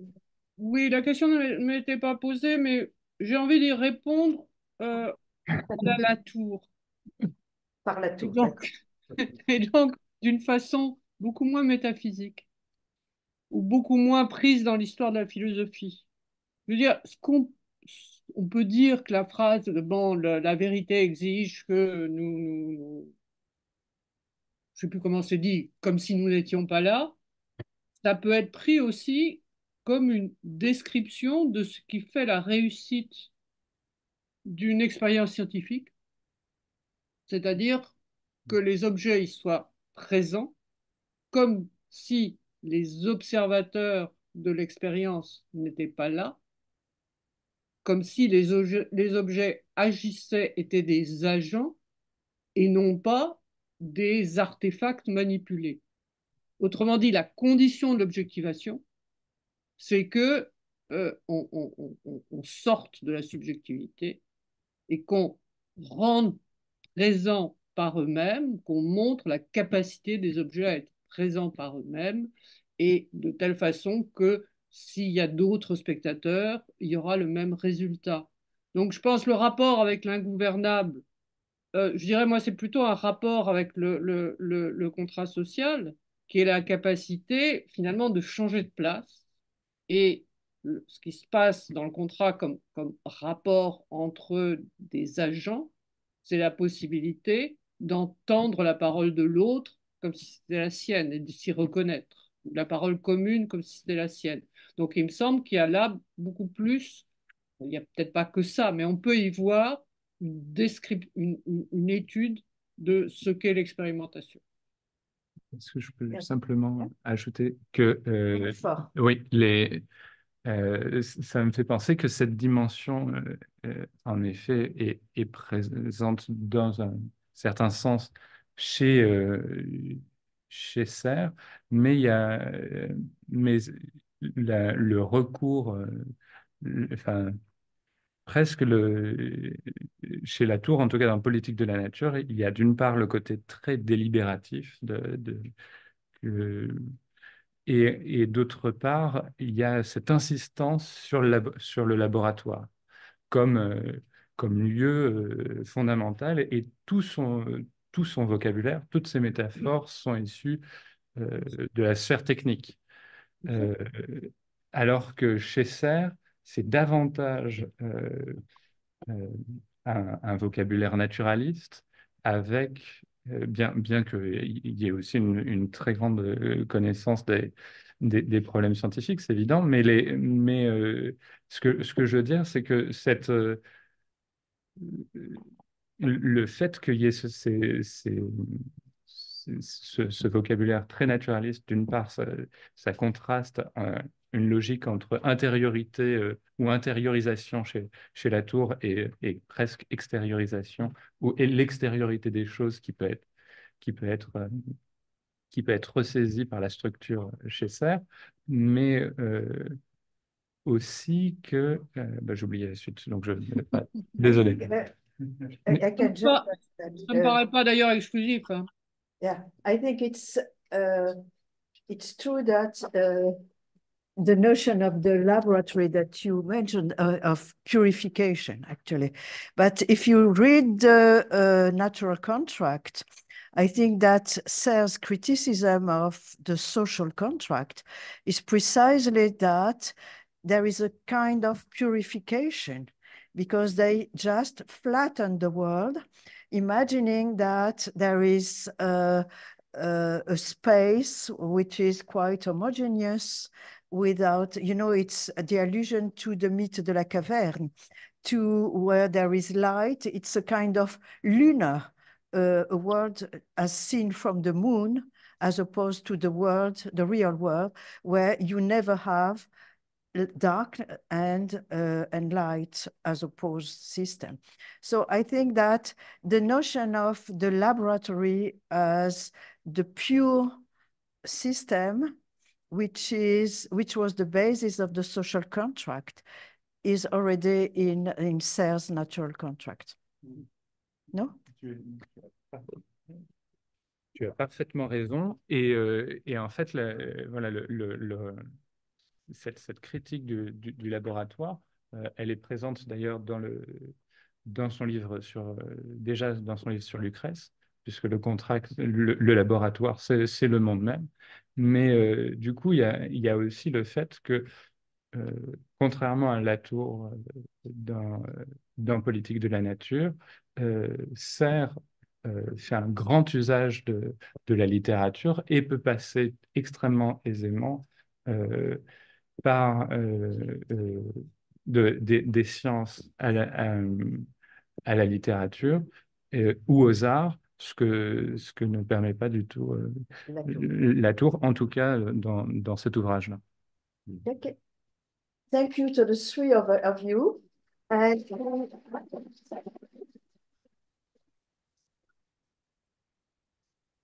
it's a very nice discussion. I'm afraid that it's very frustrating for you, Catherine. Yes, it is. We're going to continue the discussion. Yes. Lunch. Okay, thank you for hearing me and listening me and things like that. To continue the conversation in Paris. Thank you. Okay. Bye-bye. Bye-bye. Thank you, Catherine.